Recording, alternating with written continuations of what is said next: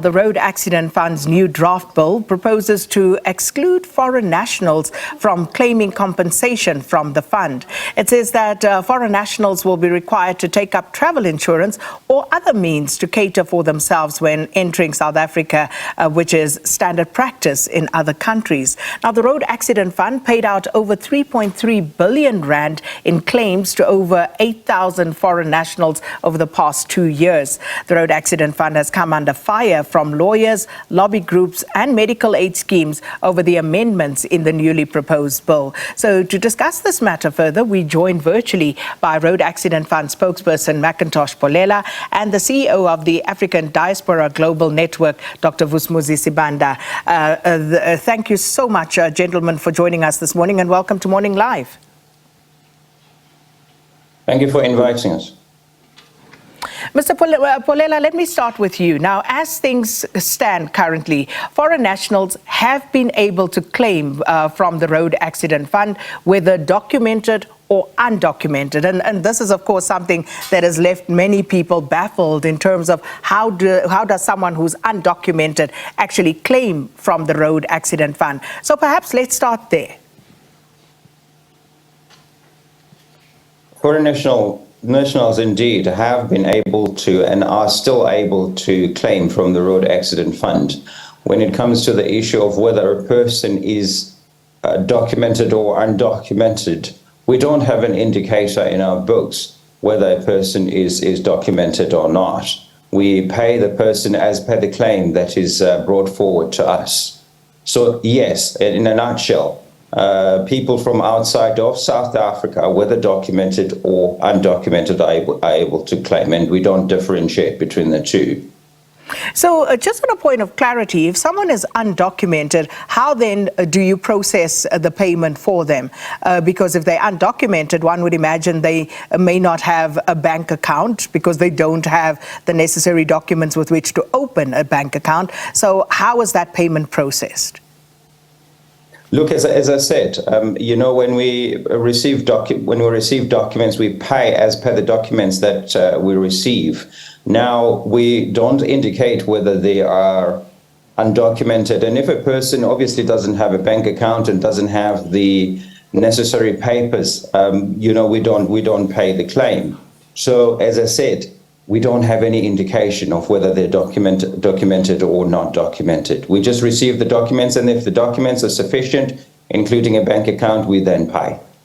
So it doesn't necessarily have go into that particular person's bank account. They could then, for example, nominate someone else whose bank account that could be paid into. Is that how it would work? No. They'd have to obviously provide a bank account in their name. And hence we say we don't have a system or an indicator in our books that, require a person to say, I'm undocumented and I don't have a bank account. You have to provide a bank account, obviously. But whether or not they're here legally or not, that's an issue between them and the bank. We require a bank account from that person. Very interesting on that one. So, Mr. Polela, the Road Accident Fund says it paid upwards of 3.3 billion rand between 2021, April and March of 2023. And that's for around 8,600 odd foreign nationals. So speaking to that number, what percentage does that make of the overall claims that were disbursed by the fund? I don't have the numbers of the overall claims, unfortunately. I just asked operations for these numbers because that's what was, asked of me. So pardon me for not providing that information. All right. And as you say, you'll get those and you'll let us know. But Dr. Sibanda, let me get to you. You say foreign nationals are entitled to all Road Accident Fund benefits. So please, for the benefit of the viewers whose responses I would imagine you've seen or heard, can you just explain why? Thank you. Well, look, I think for starters, when we talk about foreign nationals, we talk about regular or irregular. That's what you're referring to as documented and undocumented. Now, if you've got people that are working in the country, and if there is a scheme that provides some form of insurance, like the Road Accident Fund, and which looks at when people are injured and the pool of those funds. And I know that the CEO of the Road Accident Fund last week said, no, it doesn't come from, the fuel levy. But even if you go to the Road Accident Fund, I mean, you will see that it practically says that the main source of the funds for the Road Accident Fund is actually the fuel levy. Now, so the biggest question is, why would you want to exclude people from a fund to which they are contributing? And in any event, if people are working in the country and paying all the other taxes and that they are supposed to be paying, we cannot therefore equate the Road Accident Fund, to travel insurance, which is particularly for people that ordinarily are traveling on transit and not as if people are residing in the country, because the travel insurance is only for people that are traveling for a short period of time and then going out should anything happen to them. So in that regard, indeed, foreign nationals that are residing in South Africa are entitled to that. And of course, as my colleague just said now, I think when he says that the norm has been to pay everybody, it also needs to be looked at as when we look at legality of a person and certain issues where, for example, involve, the life of a person, because the Road Accident Fund pays, and in some cases, these people are dead.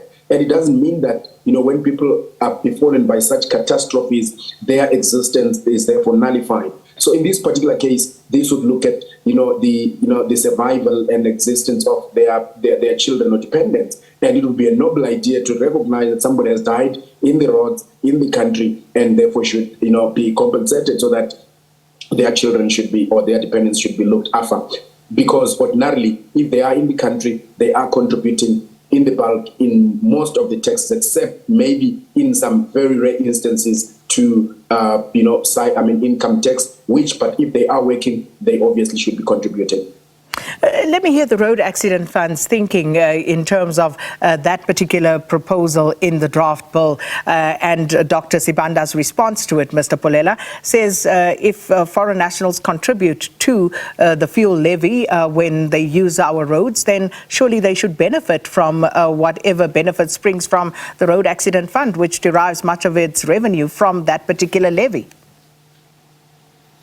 So there are two things that I want to correct with my colleague, Mr. Sibanda.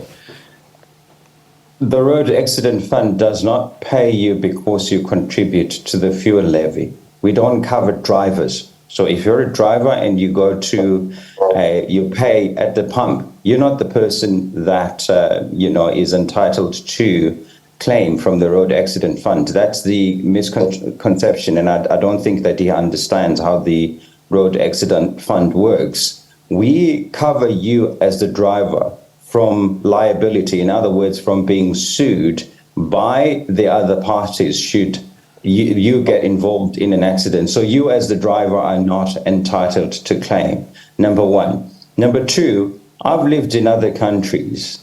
Living in those countries, I would not venture to lecture them on how I should claim from their coffers. So let's just not try to do that, because the tone of Mr. Sibanda sounds almost like he's lecturing South Africans on what to do in this instance with the Road Accident Fund. If I were to move to Mozambique, for argument's sake, I would have to cover myself in the event that there is an accident, whether I'm traveling there and on a short-term basis or on a long-term basis. So what Mr. Sibanda needs to do is to perhaps lecture his people instead of us to try and find other means, in the meantime, while the bill goes through Parliament, so that they can cover themselves. Like I said, I've lived in other countries. I had to find means, to cover myself in the event that I, get into an accident or in a situation that requires me to go to hospital. Mr. Sibanda? Well, unfortunately, it sounds like my colleague is trying to gag me to say I'm not lecturing. I'm basically just looking at what is expected in terms of the law and how, we should coexist. So you can't say, look, because you are a foreign national, so you don't have a right to speak. I think that is completely out. And secondly, my colleague is basically saying the fuel levy is paid by drivers. Unfortunately, that is very wrong. Every person in South Africa that consumes, including food, not even transport, pays fuel levy, because that fuel levy, it contributes. That is why every time fuel levy, fuel prices go up, you realize that all other prices of commodities are actually influenced by that. And I think that is where the biggest challenge that we have is that we do not have a proper understanding of the concept of how taxation and fuel levy, interact. So there is not a single person in the country, even those that rarely use public transport, that do not contribute to fuel levy because they consume it indirectly through the products that they consume. So I think that should be taken into account. And if we agree that the fuel levy is the source of income for the road accident fund, it therefore follows ordinarily that no one who contributes to that levy, unless the person is excluded, should pay. And unfortunately, the issue of gagging, I think it's very, very unfortunate because it is, in my view, misguided. So we have about 2 minutes before news time. Let me give each of you a minute in which to just, make your proposal in terms of why what is being proposed in the draft bill is correct, Mr. Polela, and Dr. Sibanda, why you are opposed to it. Mr. Polela? We are calling for parity between ourselves and people that are in our shores that are foreign nationals. Like I said, it's a simple matter. If I go to another country, whether I'm visiting or I'm staying there for longer, I have to find other means to cover myself should I get involved in an accident. I'm not trying to gag Mr. Sibanda. I'm just saying the tone that he is adopted is that of trying to lecture South Africans on how to, adopt their laws or go through their laws and finally adopt this law in this instance. We're not going to change that because, Mr. Sibanda seems to try to ask us or lecture us on how we do that. What I suggest is that, as I said, he must get used to trying to find other means, to lecture the, foreign nationals to find other means to cover themselves in the event of accidents. The law is going through Parliament. We will be speaking a lot with Mr. Sibanda, but sir, please get used to, covering yourself. Thank you. Dr. Sibanda? Thank you very much. I think that obviously what's going to happen is that there's going to be comments and, the public and a lot of people are going to be asked to do that. And even if it goes through Parliament, it might have to be challenged, especially in terms of, discrimination, to ascertain if the discrimination is fair or unfair. And one of the questions that is likely to come up quite, vociferously is the fact that, our foreign nationals are expected, to contribute to the fuel levy, and which is one of the major factors in the pricing of fuel in South Africa. And if indeed that is the case, that would it therefore be fair that, foreign nationals are not expected, to claim from the road accident fund, considering the fact that, they contribute and it's not optional, to pay, the fuel levy. So I think that the interaction that needs to be taking place now is the interaction of whether it is fair to exclude foreign nationals by virtue of their origins, when on the one hand they are expected to contribute, towards the fuel levy. And I think that is what is going to determine the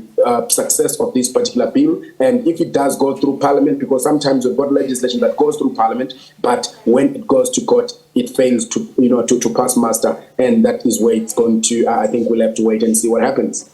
Well, gentlemen, thanks so much for your time. Road Accident Fund spokesperson McIntosh Polela and CEO of the African Diaspora Global Network, Dr. Vusumuzi Sibanda, speaking about the Road Accident Fund's new draft bill.